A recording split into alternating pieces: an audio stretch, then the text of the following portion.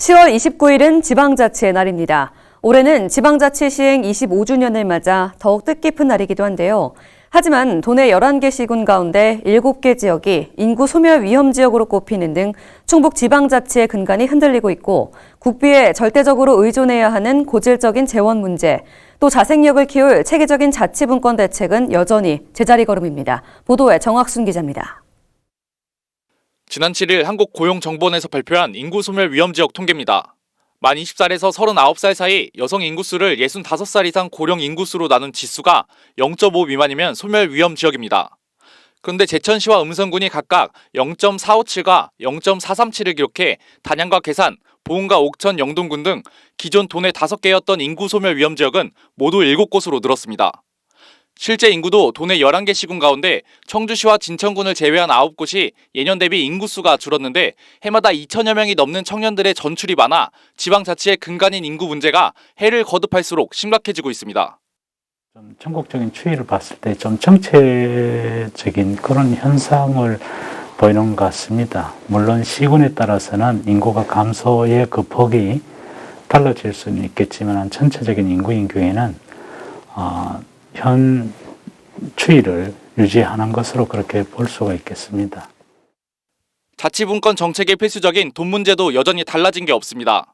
충북도의 재정 자립도는 28.7%, 전국 17개 시도 중 13번째로 자립도가 낮은 형편인데 통상 국비와 매칭 형태로 묶여 지출해야 하는 복지 예산 부담이 크다 보니 실질적으로 집행할 수 있는 지방 재원은 부족하게 일쑤입니다.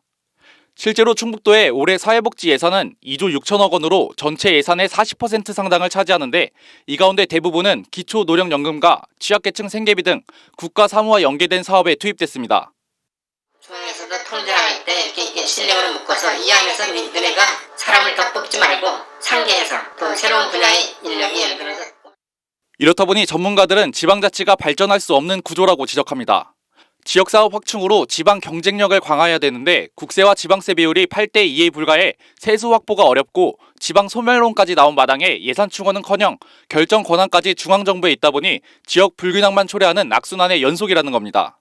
충북도가 향후 2, 3년 내에 지방세 세입을 3조 원대로 늘린다는 목표를 세우고 국세의 지방세 이양 등 자주 재원 확충 계획을 추진키로 했지만 개별 소비세와 부동산 양도소득세 등 국세의 지방세 이전을 정부가 받아들이지 않으면 소리 없는 메아리에 그칠 뿐입니다.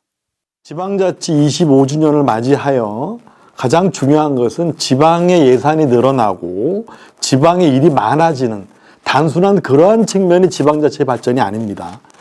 예산이 늘어나고 또 결정 권한이 늘어나고 그리하여 지역에 맞는 사업들을 더욱더 확충하고 지방자치 출범 25년, 자생력을 키워 동반 성장을 꾀할 수 있는 정부 차원의 실질적인 지방 분권과 균형 발전 정책이 뒤따라야 한다는 목소리가 커지고 있습니다.